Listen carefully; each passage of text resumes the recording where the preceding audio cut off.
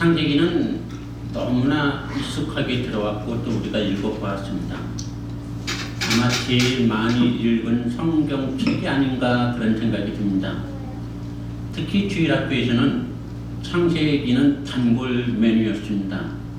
특히 1장 말씀은 우리 어린아이들은 굉장히 흥미롭게 그렇게 듣고 배우던 그런 말씀입니다. 그런데 가만히 생각해 보니 성인이 돼서 이 창세기 1장 설교를 별로 들어본 적이 많지 않았던 것 같습니다. 오히려 이 창세기 1장에 가지고 우리가 말씀을 나누면 이론적으로 우리가 받아들이기도 어려울 뿐만 아니라 또 믿음이 연약하신 분 혹은 또 불신자들과 이 창세기 1장을 가지고 나누면 오히려 우리가 무식한 사람이라고 이렇게 손가락질 받기가 쉬운 그런 성경 말씀입니다.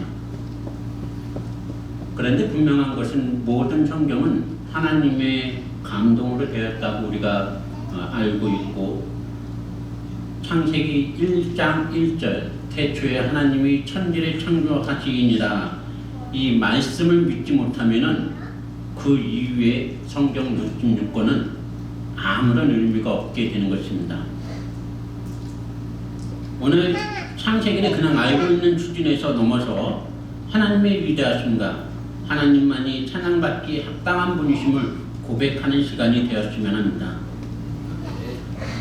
저는 창세기 1장 말씀을 가지고 이번 주와 다음 주 동일한 말씀으로 말씀을 나누고자 합니다. 먼저 신에 대해서 생각해 보았습니다. 신이 무엇인가? 한글 국어사전에 찾아보았더니 종교의 대상으로 초인간적, 초자연적 그런 힘을 갖고 인간에게 화복을 내리는 그런 존재를 이제 신이라고 정의를 하고 있습니다. 물론 우리 개신교에서는 이 신을 우리는 하나님이 맞습니다. 신하면 우리가 생각나는 것이 그리스 로마 신화가 떠오릅니다. 신을 인간의 역사에 집어넣고 또 자연의 모든 것에 신이 있다고 만들면서 이야기를 전개해 나갑니다. 또 우리가 잘 알고 있는 토르, 이 토르는 게리만 민족이 숭배하는 망치를 든 남자 신이라고 합니다. 그래서 지금도 대만과 일본은 인구 수만큼 많은 신들이 존재한다고 말하고 있습니다. 대부분 하나님을 처음 믿는 사람들은 이런 고민 속에서 창세기를 접하게 됩니다. 하나님은 누구신가? 하나님은 누구신가? 이 창세기 히브리어 성경 원어로는 버레시트라는 말로 기원이라는 뜻입니다. 이 저자를 보면은 창세기의 저자는 모세오경 혹은 우리가 토라라고 이야기하는데 이 모세오경의 저자를 우리는 모세로 인정하고 있습니다. 이 놀랍게도 이 구약성서의 이 창세기 이 모세오경은 쓰여진 때가 언제냐 하면은 약 BC 1400년경 모세가 출애굽한 후 그 광야에서 기록한 것으로 이렇게 보고 있습니다. 이제 이 성경은 모세오경, 이 성경은 말로 전해지다가 열왕기하 우리 22장에 보면은 그 남유다 요시야 왕이 BC 621년에 우상을 폐하고 성전을 고치다가 율법을 이 성경을 발견하게 됩니다. 그리고 그 이후로 이제 성경이 문자로 기록되면서 전달되게 됩니다.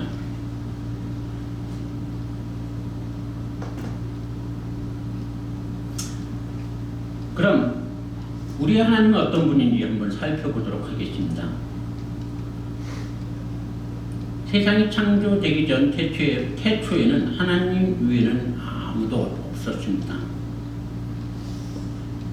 우리가 성경 66권을 보면은 굉장히 시끄럽습니다.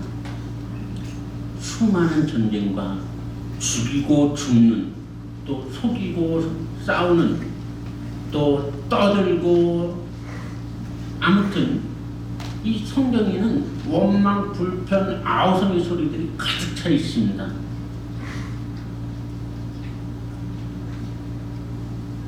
우리가 수요예배 때 배웠던 여리고성, 또 아이성 정복도 얼마나 시끄럽습니까? 간단하게 우리는 성을 정복했다, 고함쳐서 함성을 질러서 아이성을 무너뜨렸다 그랬지만 그 역시도 엄청난 전쟁입니다. 신학에도 바리새인과 제사장들이 늘 핍박하고 또 사마리아인들을 서로 같은 민족끼리 멸시하고 아볼라파 바울파 하면서 서로 막 싸우는 이야기들이 우리 성경에 가득합니다. 이런 시끄러운 세상이 성경에 펼쳐져 있는데, 이 창세기 1장은 오직 하나님만이 등장하십니다. 아무 소리가 없습니다. 여러분들 아무 소리도 안 나는 곳에서 있어 보신 적 있으신가요? 심지어는 새소리도 없고 자동차 지나가는 소리도 없고 바람 소리조차 들리지 않는 그런 고요한데 아무런 소리가 없는 그런 적막한 곳. 지금 여기도 아무 소리가 안 들리죠?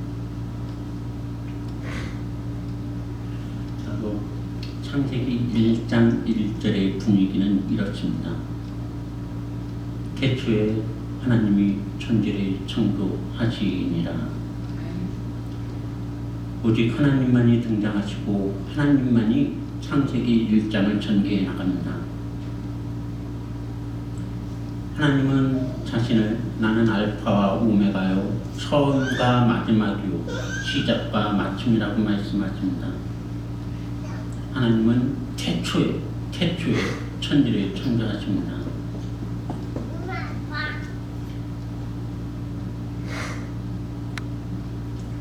이 절에 보면은 땅이 혼돈하고 공허하여 흑암이 깊음 위에 있고 하나님의 영은 수면 위에 운행하니라.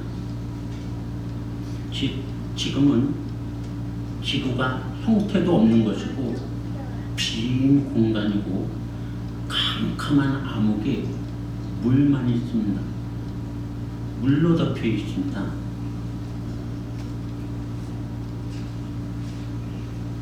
중력도 없습니다. 그리고 그 공간에 하나님의 영이 운행하고 계시다고 말하고 있습니다. 물론 여기서 운행은 우리가 잘 알듯이 어머니가 아기를 품듯이 닭이 알을 품듯이 하나님께서는 지금 고요하게 이 창조의 시작을 준비하시면서 지금 기다리고 계십니다. 우리는 보통 집을 지을 때도 굉장히 어수선합니다. 망치어주세요. 못 갖고 와, 드라이버 갖고 와, 아니 일자 말고 식자, 이런 식으로 굉장히 어수선하지만 하나님은 지금 조용히 이 창조의 작업들을 준비하고 계시는 것입니다. 그리고 그 하나님이 말씀으로 6일 동안 창조를 하십니다. 별을 보면은 하나님의 창조는 굉장히 질서가 있습니다. 첫째 날에 빛이 있으라. 둘째 날은 궁창 위와 궁창 아래, 셋째 날은 땅과 바다를 창조하십니다. 굉장히 빛과 궁창과 땅과 바다를 창조하시고, 넷째 날은 첫째 날 빛에 해당되는 광명들, 해와 달과 별을 창조하시고, 다섯째 날은 궁창 하늘, 물과 하늘에 사는 생물들, 물고기와 새들을 창조하십니다. 셋째 날은 셋째 날 땅을 창조하셨는데 이때 6일, 여섯 번째 날에 그 땅에서 거하는 짐승들과 인간을 창조하십니다. 굉장히 하나님이 이 창조가 질서 있게 먼저 환경을 창조하시고 그 다음에 그 안에 거할 생명체들을 하나씩 창조하십니다. 우리 조금 말씀을 우리 첫째 날부터 한번 같이 보겠습니다. 우리 3절에서 5절 같이 한번 읽어보겠습니다. 시작. 하나님이 이르시되 빛이 있으라하시니 빛이 있었고 빛이 사람이 보시기에 좋았더라. 하나님이 빛과 하늘을 나누사 하나님이 빛을 낮이라 부르시고 어둠을 밤이라 부르시니라. 저녁과 아침이 이는 첫째 날이라. 첫째 날은 빛이 있으라 하셨습니다. 그래서 이 빛을 낮이라 부르고 어둠을 밤이라 불렀습니다. 근데 여기서 이 빛은 히브리어 말로 오라는 말로 태양빛이 아닙니다. 이 빛은 가령 소망의 빛, 얼굴빛 그런 빛을 뜻하는 말입니다. 그리고 어두운 이 밤은 호색이라는 뜻으로서 모호한 것, 은밀한 것 이것을 지금 어둠, 밤이라고 이제 이야기하는 것입니다. 이 첫째 날에 하나님께서 빛을 창조하셨는데 넷째 날에 보면은 또 한번 읽어보겠습니다. 시작. 만드사 큰 광명체로 낮을 주관하게 하시고 작은 광명체로 밤을 주관하게 하시어 또 별들을 만드시고 하나님이 그것들을 하늘의 궁창에 두어 땅을 비추게 하시며 낮과 밤을 주관하게 하시고 빛과 어둠을 나누게 하시니 하나님이 보시기에 좋았더라. 저녁이 되고 아침이 되니 이는 넷째 날입니다. 바로 넷째 날에 이 하늘에 태양과 달과 별을 만듭니다. 그래서 이 신학자들은 넷째 날부터 태양과 달이 있어서 24시간이 존재한다. 이렇게 이제 해석하기도 합니다. 즉 첫째 날, 둘째 날, 셋째 날은 그 하루가 24시간이 아니고 그거는 우리가 알 수 없는 더 긴 시간이 될 수 있을 것입니다. 근데 넷째 날부터는 24시간이라고 얘기를 하는데 하지만 제 생각에는 아직도 지구의 중력이 물로 덮여 있기 때문에 지금 중력이 다르기에 여전히 우리가 지금 사용하고 있는 24시간과는 다르다고 생각됩니다. 다시 둘째 날 가겠습니다. 둘째 날에 궁창이 있어서 어둠의 궁창이 있어서 이 궁창 위의 물과 궁창 아래의 물로 나눈다고 이야기하고 있습니다. 그리고 이 궁창을 하늘이라고 이제 이야기합니다. 근데 여기서 천지 창조하시려고 궁창 위의 물과 궁창 아래의 물, 하나님께서 이름을 붙이지 않으셨습니다. 그냥 물이 있어요. 궁창 위의 물과 궁창 아래의 물. 이 물은 바로 하나님이 2절에서 수면에서 운행하셨다. 그 수면의 그 물을 의미합니다. 즉 하나님이 첫째 날 창조하시기 전에 이 땅의 공간을 이렇게 품으셨습니다.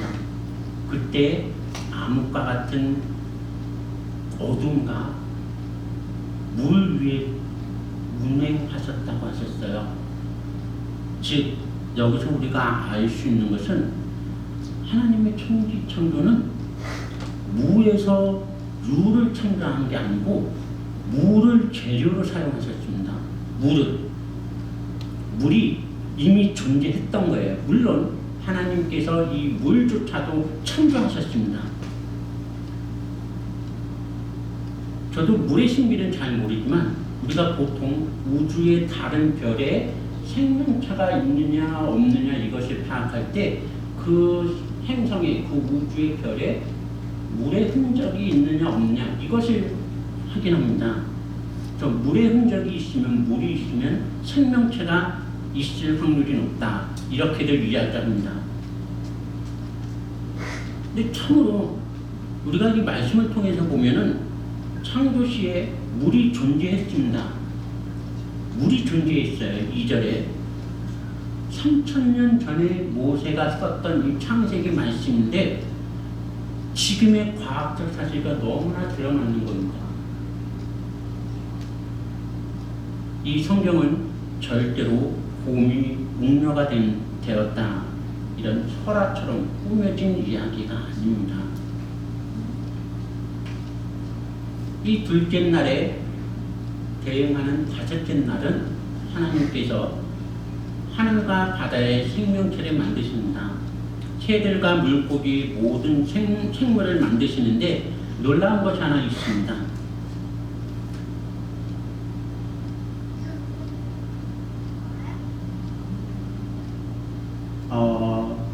22절을 한번 읽어보겠습니다. 22절 시작. 하나님이 이들에게 온 부심을 주시되 그리고 한성하여 가까운가에 추천받으시고 세계로 땅에 번성하라 하시니라. 인간에게 주셨던 사람에게 주셨던 생육하고 번성하라 이 축복을 이 다섯째 날에 물고기와 새들에게 하나님께서 축복하십니다. 여섯째 날에 땅 위 짐승들에게는 이런 축복을 안 하세요. 왜 다섯 번째 날 물고기와 새들에게 이런 축복을 주셨는지 저도 모릅니다. 아마 그래서 물고기들이 더 오래 사는 것이 아닌가 생각이 됩니다. 분명히 노아의 홍수 때는 물고기들이 충만했습니다. 제가 지구상에서 가장 오래 사는 생명체를 1위부터 5위까지 조사를 했더니 모두 바다에서 사는 것들입니다. 1위가 히드라입니다. 이 히드라는 수명이 무한이라고 합니다. 이 히드라는 계속 자기 복제를 하기 때문에 생명이 무한이래요. 그 밖에 해파리, 대합, 홍합, 상어, 한, 볼락, 거북이 이런 것들이 지구상에서 가장 오래 사는 1위부터 15위 안에 들어있는 생명체입니다. 모두 바다에서 사는 생물들입니다. 아마 하나님께서 축복을 하셔서 그런 것이 아닌가 이런 생각을 하게 됩니다. 수요 예배는 성경 공부 형식이 있어서 조금만 더 참고 지켜보겠습니다. 셋째 날. 셋째 날은 물을 모이게 하시고 육지를 드러나게 하십니다. 그리고 모인 물을 바다라고 부르십니다. 셋째 날은 첫째 날, 둘째 날까지는 지구에 아무런 물만 존재하는 텅 빈 공간이었습니다. 근데 셋째 날에 드디어 땅이 드러나고 땅의 채소와 나무와 각종 종류대로 자라기 시작합니다. 이 셋째 날의 이 지구의 모습은 진짜 아름다운 녹색과 푸른 하늘, 바로 저런 모습이 아닐까 상상하게 됩니다. 이 셋째 날에 하나님께서 바다와 땅을 드러나게 하시고 여기에 여섯째 날 그곳에 생명체 알맹이들을 채우게 됩니다.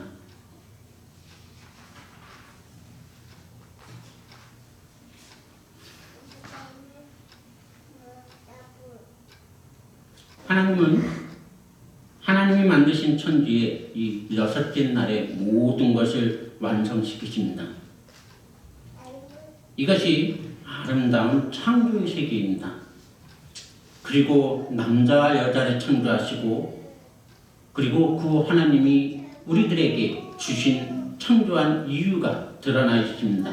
우리 26절 한번 읽어보겠습니다. 26절 시작. 하나님께서 우리의 형상을 따라 우리의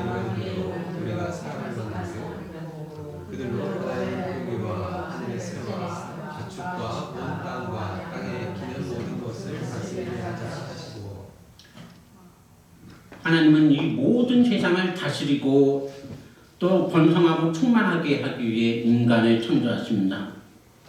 하나님은 지금까지 창조하신 모든 것들을 인간에게, 우리들에게 위임하십니다. 이 말씀은 다음 주에 좀 더 살펴보고, 다만 여기서 모든 것을 위임받은 우리들, 이 아름다운 세상을 다스리라고 축복하신 그 우리들에게, 우리들의 손에 의해서 또 놀라운 창조가 일어납니다. 인간의 창조는 이러합니다. 첫째 날 빛이시라 하시는 하나님의 창조처럼 우리는 혼돈의 신 카오스라는 우상을 만들어냅니다. 둘째 날 물과 하늘을 창조하셨지만 우리 인간은 하늘의 신 제우스를 만들고 애굽의 7대왕 우박을 내린 하늘의 여신 누트라는 신을 또 만들게 됩니다. 셋째 날 창조처럼 우리는 물의 신 포세이돈을 만들고 애굽의 1제왕 날강의 신, 생명의 신 크놈이라는 우상을 만들게 됩니다. 넷째 날 인간은 대지의 신 가이아를 만들고 애굽의 3제왕 이 머리에 이의 신인 셋, 또 메뚜기의 신인 셋들라는 우상을 만들어 대지를 주관하고 하는 그런 신을 만들게 됩니다. 또한 태양신을 만들고 비너스, 타이탄, 주피터라는 엄청난 많은 우상들을 만들게 됩니다. 다섯째 날 물고기의 신 포세이돈의 아들 트리톤 신, 또 새의 신인 호루스 신, 이런 신들을 인간들의 손에 의해서 만들게 됩니다. 여섯째 날 잘 알고 있는 황금의 황소신 아피스, 그 밖에 개, 돼지, 닭, 파리까지 온갖 신들을 다 만들어내고 있습니다. 인간들은 말씀으로 아무 실체가 없는 우상들을 만들고 보기에 좋은 듯 섬깁니다. 참으로 대단한 인간들입니다. 그리고 이런 신들을 믿고 이런 우상들을 믿고 있는 인간들은 이 세상에서 위세를 떨칩니다. 모세오경은 약 BC 1400년 전 출애굽한 그 상황에서 모세가 이 모세오경의 말씀을 기록하였습니다. 이스라엘 백성들은 430년 동안 노예로 있었고 그들은 애굽과 메소포타미아 문명 또 바벨론 많은 주변 강대국들의 우상들을 많이 접했습니다. 그 이방인들은, 그 사람들은 바글거리는 우상들에 환호하고 그들은 춤을 추고 광란에 파티를 벌입니다. 또 가나안의 저 우상들을 섬기는 그들은 또 기골이 장대하기까지 합니다. 그런데 지금 이스라엘의 백성들의 몰골은 어떻습니까? 진짜 이방인들이 섬기는 신이 진짜 신처럼 느껴지지 않을까요? 지금 내가 노예로 있는데, 지금 내가 이 모양 이 꼴로 살고 있는데 내가 믿는 신은 원하부댐이야. 많은 신들 중에 하나이고 우리 조상 아브라함이 믿던 신, 오래된 신이야. 이렇게 푸념하지 않을까요? 저들은 자신의 신을 위해 금과 은을 바치고 심지어는 확신을 갖고 생명까지 제물로 드리는 그러한 자들입니다. 객관적으로 보면 누가 진짜 신처럼 느껴집니까? 지금도 마찬가지입니다. 하나님보다 황금을 더 숭배하고 자신의 권력을 위해서, 자신의 생각을 위해서 남을 속이고 죽이는 사람들이 얼마나 많습니까? 전쟁으로 사람들을 불행하게 하고 본인들의 권력과 인기만을 생각하고 있습니다. 이런 힘없는 이스라엘 백성들 앞에서 모세가 선포한 것입니다. 모세가 태초에 하나님이 천지를 창조하시니라. 다시 한번 읽겠습니다. 시작. 태초에 하나님이 천지를 창조하시니라. 열강 앞에 움츠려 있는 이스라엘 백성들 앞에서 모세가 전하는, 모세가 기록한 성경의 첫 번째 첫 줄이 태초에 하나님이 천지를 창조하시니라. 다시 한번 읽어보겠습니다. 시작. 태초에 하나님이 천지를 창조하시니라.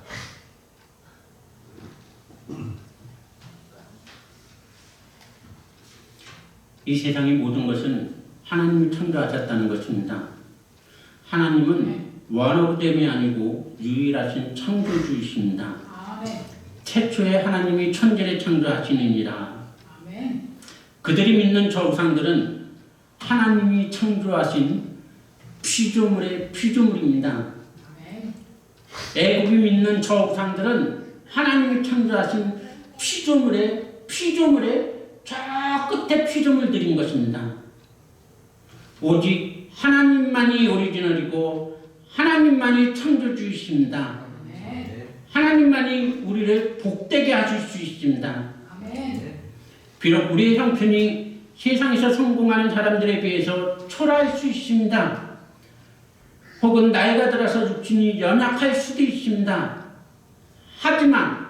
하지만 우리는 그럴지라도 우리가 믿는 그 하나님은 전능하신 창조주 하나님이십니다. 그분이 나를 사랑하고 계십니다. 우리 찬양